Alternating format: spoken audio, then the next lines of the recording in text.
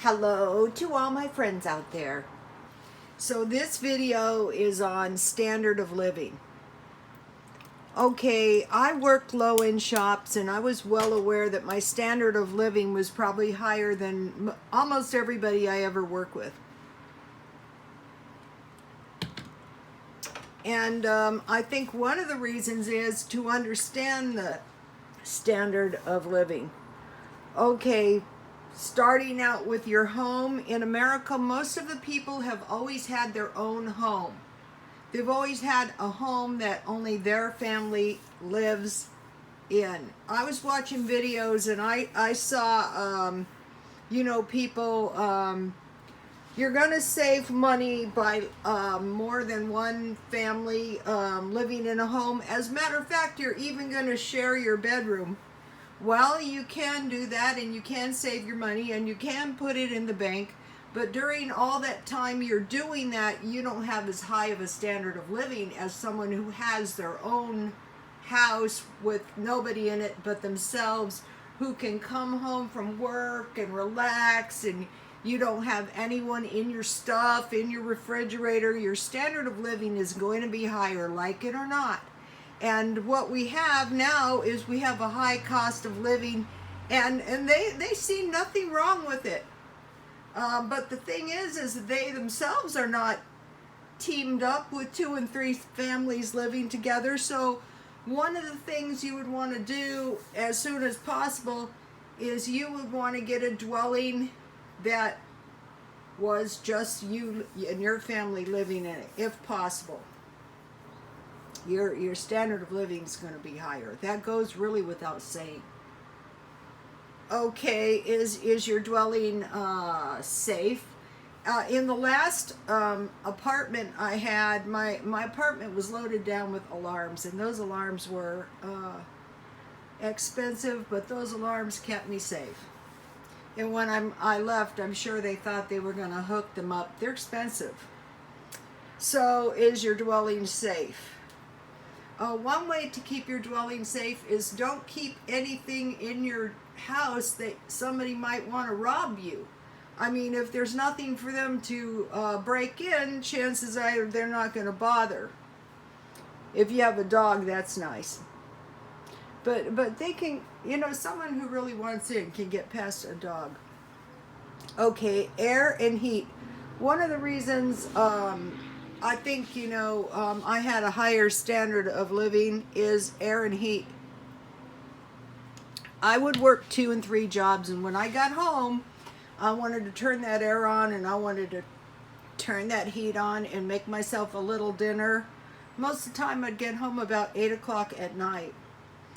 And the air and the heat is expensive, but there's ways to get cheaper air and heat. They sell those air conditioners at Walmart that you can hook up in the bedroom, and when you really need the air is when you're trying to sleep, and you can just turn the air on when you're trying to sleep. Also, I want to mention utilities. I had a neighbor and he was an Uber driver, and he worked all night long, and he would turn his utilities off at the breaker, and his utilities were like $8 per month, and we lived in the same neighborhood, but he would sleep during the day with his windows open. Also, heat. Okay, if the central heat is expensive, you can get a small box heater, and you can move it around in the room you're in, and those are not too expensive.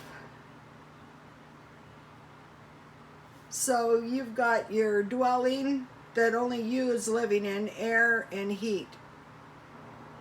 Your furniture and your things don't really contribute much to your standard of living. People think if they go out and they buy a lot of expensive furniture and they're looking good, that their standard of living is higher. It's not really.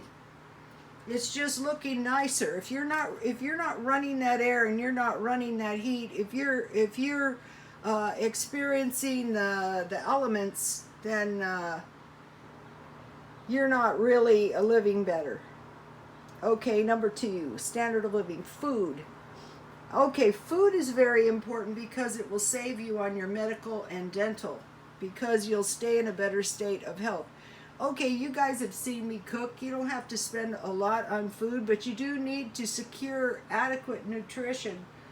Mainly, you would want a carb, a protein, a dairy, a fruit, a vegetable, and a fat at just about every meal. And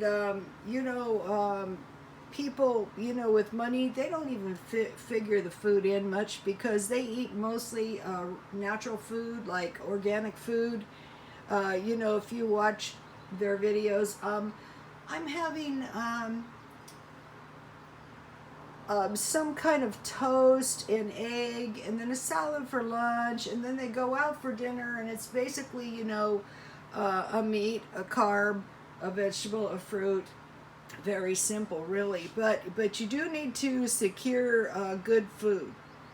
Number 3, car. Okay, if your car is going to contribute to your standard of living, because you can get places easy, you're more mobile, and all you really need is a good running car. You don't need an expensive car. A really expensive car, though, is a luxury, and you will have a higher standard of living as a result of a really nice car. A car is going to help you evacuate, too, if something happens. Okay, 4, cell phone and cable. Okay, these are really luxuries. You can have basic cable and basic phone, or you can have no phone. Those don't really contribute to your standard of living. And this is crazy. I would watch these ministries, where they would go to countries to give these people aid, and they will all have cell phones. And so, your cell phone and your cable is a luxury. You can cut that. It's not really contributing to your standard of living. Okay, 5, college. Okay, college is a luxury. In the day, the rich people sent their children to college mostly as a finishing school, because these were class determinants, and it would be obvious those who had gone to college and were well educated and those who were not. Okay, I think we're deluded if we think that the college system is giving poor people this same leg up as the expensive rich colleges are giving people with money, because they're not. Another thing is, if you do manage to get into them, very few will get into the programs that are really your money makers. It's called a glass ceiling, but still, college is nice to have. And if you don't have that much money, like I sent my son to community college and then San Diego State College. So college is doable. It's nice, but it's not really going to, well, you can get a better job. You can get a little bit better job. But the main things you want are, the main things contributing to your standard of living is your home and the food you eat. You can really slash everything else. And if you just concentrate on these 2 items intelligently, you're going to have a higher standard of living. A lot higher. In time. So, okay, you guys, that's my discussion on, and that's my opinion only, that's my discussion on standard of living.